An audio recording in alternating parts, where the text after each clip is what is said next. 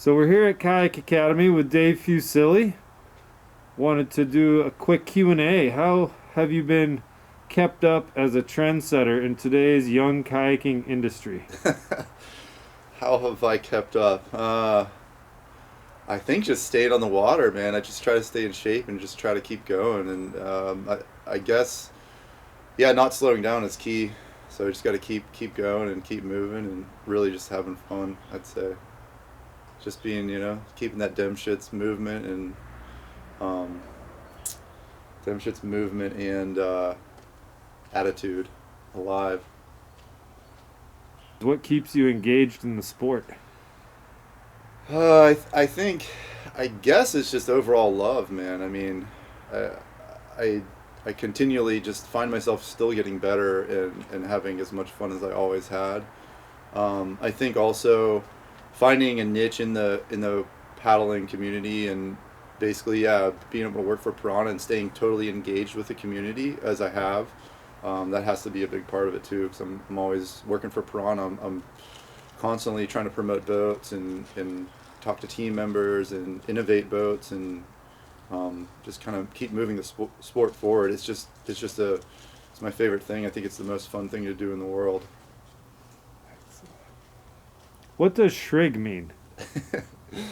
Shrig means scorch. Scorch means church. Church means cool. Cool. Yeah, yeah. So Shrig is like, I guess it's cool, or like it's what's up. Yeah. I got a new one for you. It's Scorch. Scorch is now the new Shrig. So, yeah, you'll see that coming. It's Scorch. You've dreamt up content on the fringe of whitewater, still in paddle sports, like your fly fishing the lower white salmon video.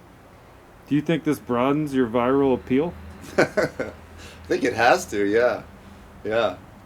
And it's me just being bored and trying to do different stuff out there. But yeah, that's cool. I'm glad you saw that one. But yeah, I don't know. I just end up, I don't know, just trying to stay on the river more and just do it differently as often as possible. Sometimes the water's low and I'm on my sup, and sometimes it's high and I'm in, something else. But yeah, I just try to, I don't know, I love being on the river however I can get it. And, living in White Salmon, having the river so close by, it's easy to get on the sup and try to fish off it.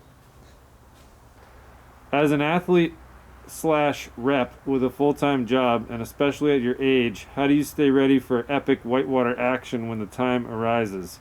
You're pretty swole. Are you juicing like Barry Bonds? Yeah, no juicing. Although I would take some juice if I could get some. That'd be helpful. But yeah, I do. I just try to stay in shape, especially in the off season. I try to get up early and go straight to the gym. Mainly, I do just weights. I try to do yoga at least 3 days a week. Sometimes it happens, sometimes it doesn't. But I think between weightlifting and yoga and kind of mixing up the sports helps a lot too. I try to get out on the skis, get on the dirt bike and the snowmobile, mountain bike, but mainly just staying moving and passionate is definitely the key. But there's very few people that I see in the gym. I'm seeing more and more though in my gym. I've been seeing Tyler Broad in there, Rush Sturgis. Who else have I seen in there? But I see more and more people starting to go into the weight room. But for me, the weight room really it makes me feel confident in what is in front of me. So, I'm 39, but if I'm in the gym, it just builds a different confidence. And I don't want to be at a drop or at a rapid and not run it because I don't feel like I'm in shape for it. So I just try to always be in shape for that reason, because I just don't want to miss those opportunities, and I want to be fully swole and ready to attack it at all times. So I think the gym helps me a lot. And again, it's definitely physical strength, but it's also huge mental. It helps me out a lot.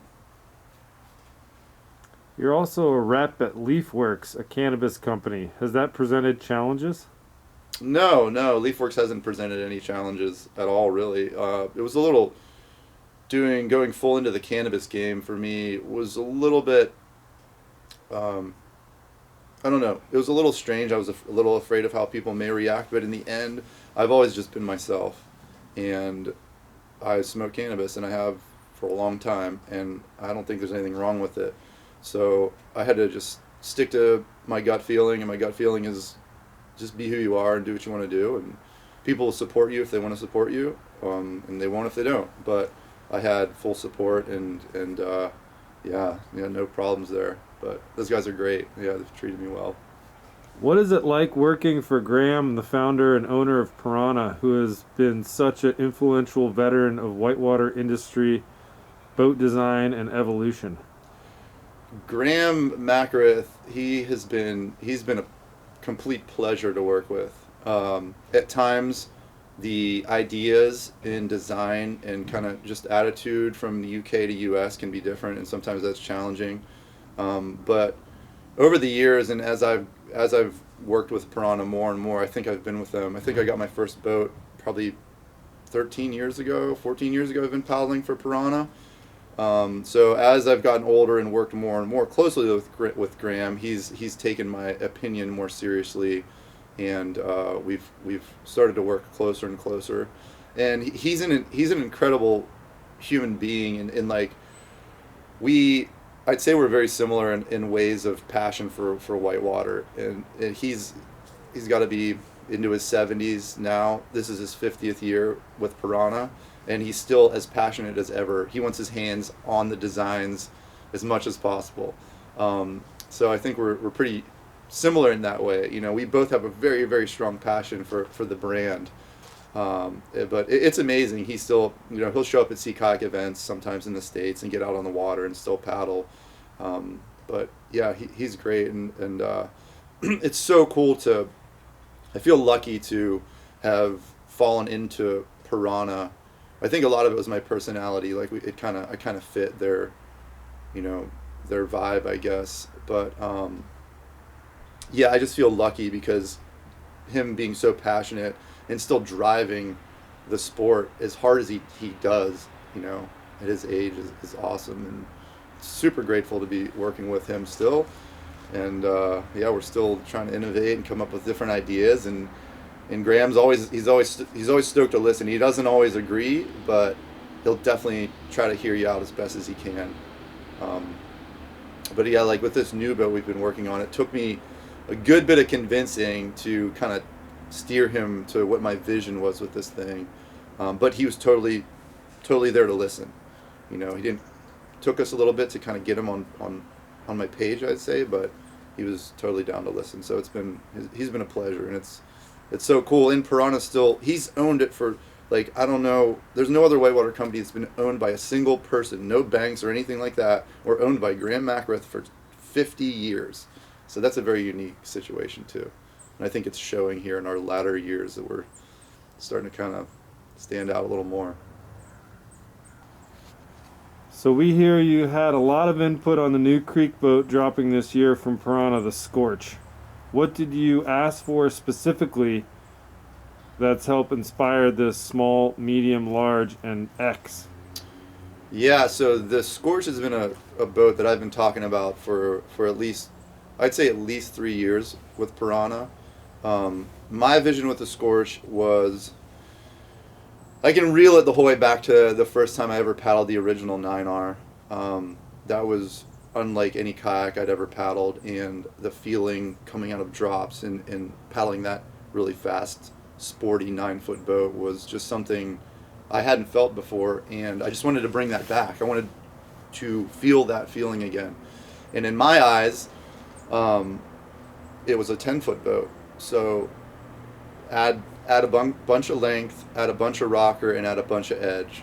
And so having a boat that's super dry, I don't want to get my face wet these days. You know, I am 39 now, so I'm sick of getting blasted in the face. So I wanted big rocker, huge rockered kayak.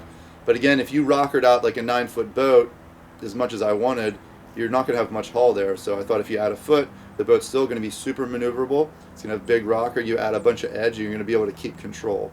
So I wanted to have something like, my ultimate vision is skipping down the Little White, face dry the whole time, tons of control, and pretty much planing out of one drop right into the next. You know, so you're holding that speed, coasting along. You got that edge, maybe a little edge, you know, shift here and there, a couple strokes right into the next drop. And so that's been the ultimate dream for me to kind of come up with this boat. The UK, again, it took a lot of convincing. I had many meetings, many descriptions, many videos kind of explaining what I'm trying to do, which is to make a 10-foot boat paddle like an 8-foot boat almost. You can throw that thing up in the air, but you've got all the speed and agility to paddle it like a shorter kayak. But I finally got them there, and they understood what I was trying to do. But they didn't think they'd sell as many 10-footers in the UK, especially. So after the Scorch was going to come to life, they decided they wanted to make 3 other sizes so that they'd be able to sell more in Europe and over there. So they came up with 3 more sizes. So the Scorch is going to be in a small, medium, large, and an X. And the X is the 10-footer. The X is going to be based off of the medium as far as width goes, but it's going to be 10 feet long. So it's going to be more of a medium boat. It's not an extra large. People keep getting confused by that, which is understandable. But yeah, it's going to fit me. So I'm super excited about it. I can't wait. I've been seeing the CAD drawings, and we just finished up the drawing. And it should be getting molded soon.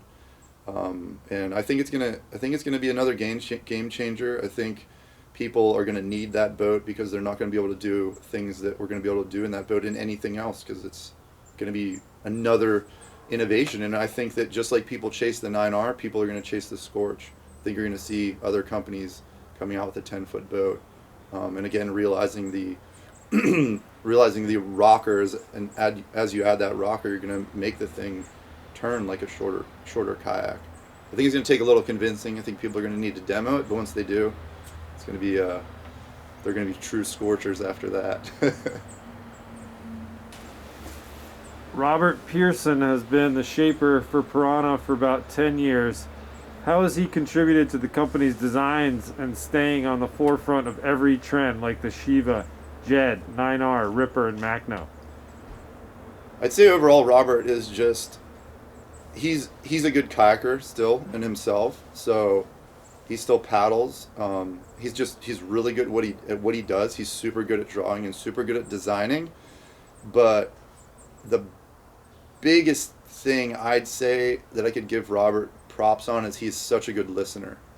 So, you get people that are artistic, or especially I think designers, they can have like a bit of an ego, like this is the way it has to be, like this is what I do, I know this.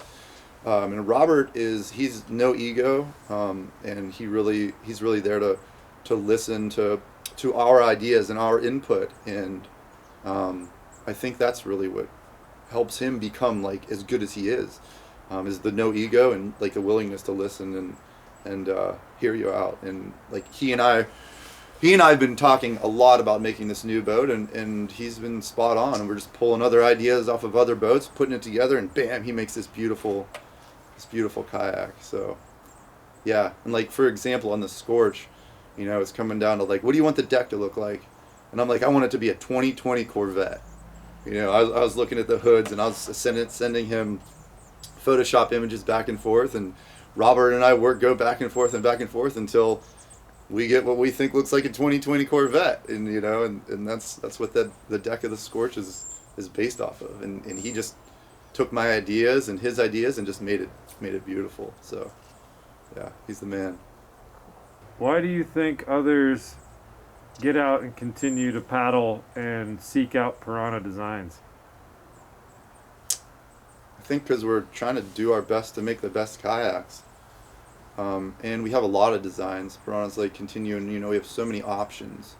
If you want a long boat or a play boat or multiple river runners or creek boats, we've got a huge line of boats, so something's going to fit you.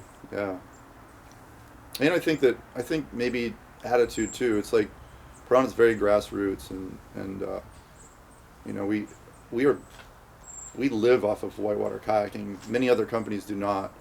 I think I could probably say Waka and Pyranha are the only two that really make their money off of Pyranha, make their money off of whitewater. every other brand has a focus elsewhere. So we're entirely, focused on whitewater. I think it shows and helps. Yeah.